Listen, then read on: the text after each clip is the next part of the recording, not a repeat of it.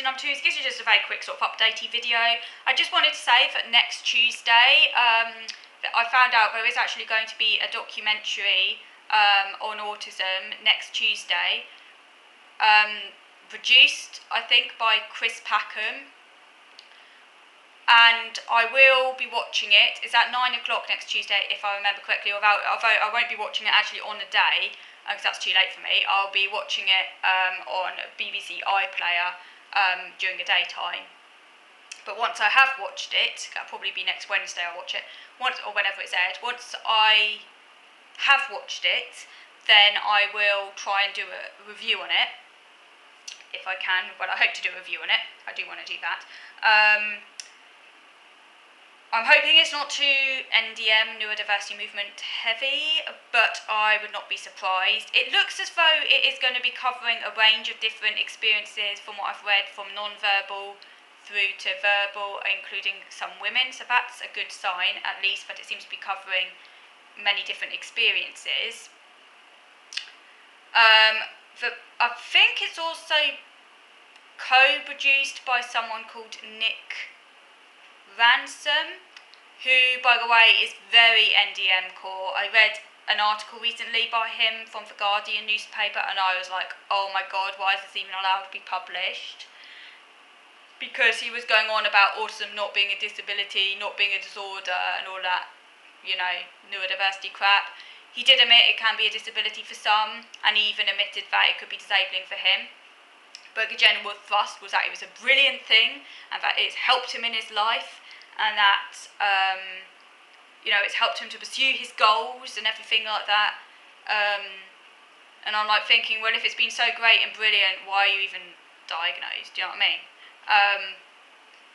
Sure, I mean, he obviously has something going on, but it's not what I have, and this is again why they need to create subgroups, because it's not helpful, and it's downright irresponsible as well of him.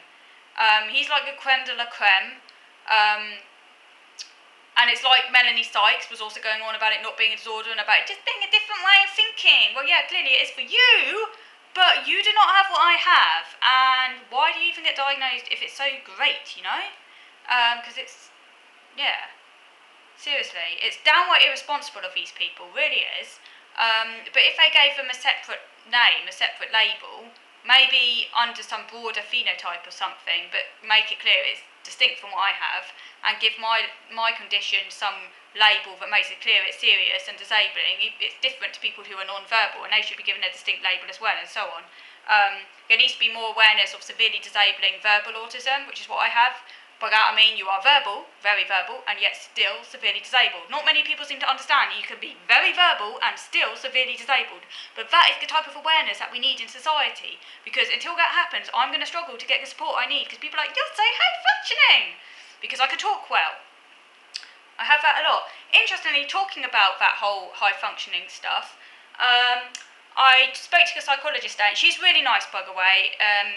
Very nice. And she listens and everything, so yeah.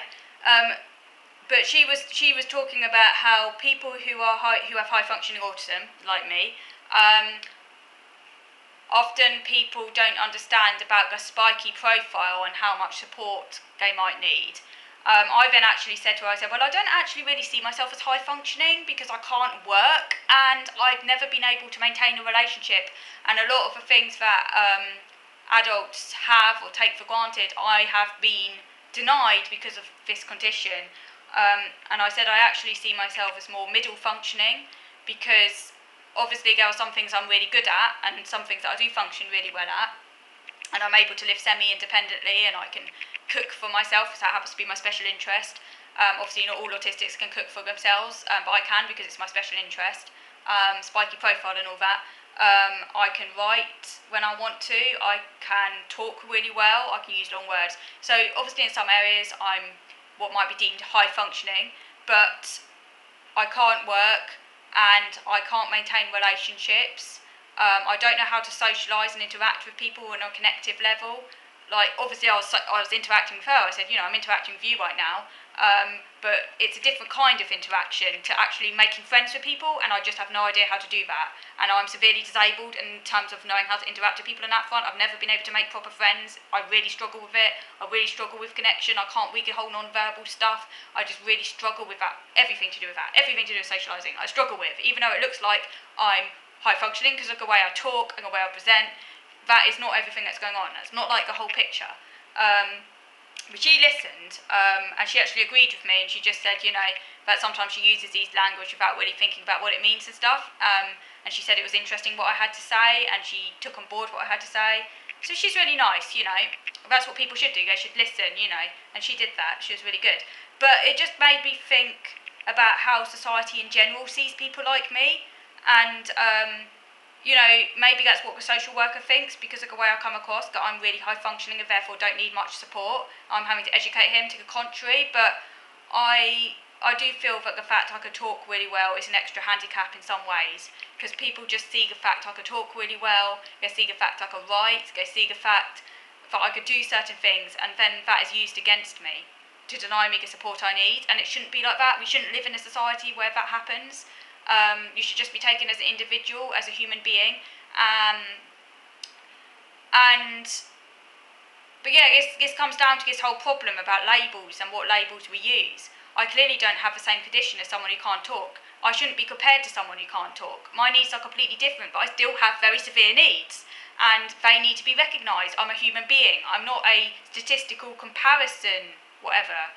I'm not here to be constantly compared to others. I don't give a shit about, you know what I mean? What I'm trying to say is, I'm an individual human being, right? I do not exist to be compared to others. No one exists to be compared to others, because we're all individuals. That's why my channel is called Autism is Individual. None of us exists to be compared to others. And they don't exist to be compared to us. Because there's always going to be someone who's worse off than you. At the end, we're all dead, and I guess the worst of the worst is someone who can't even get out of bed. Maybe that, yeah. You know what I mean?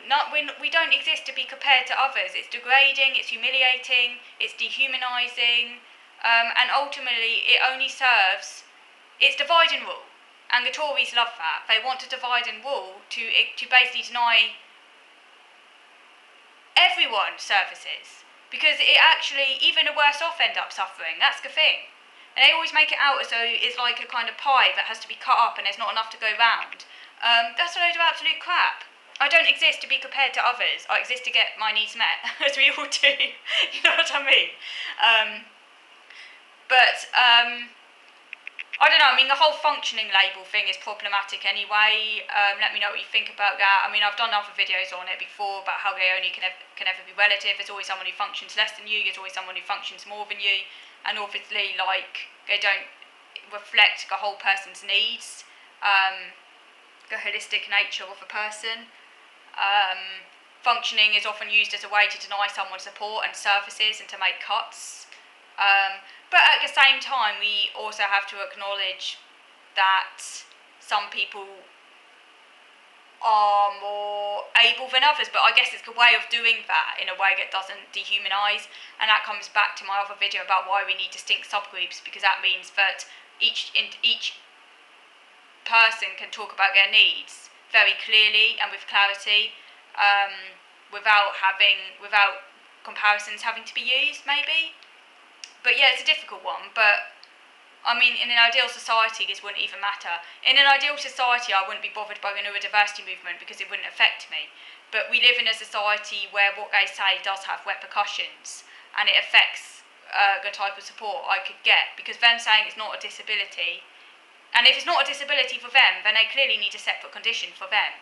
And that's fine, but they shouldn't be pretending they've got the same as me, because it means that it ends up harming me. What they say ends up harming me. It really does. That's why the neurodiversity movement is irresponsible, and the neurodiversity movement is the dominant narrative of those with the most power. And of course, some people with less power actually end up thinking a neurodiversity movement also reflects their own experience. But it is actually the dominant power narrative in autism, and it really does serve very well the agendas of those in power.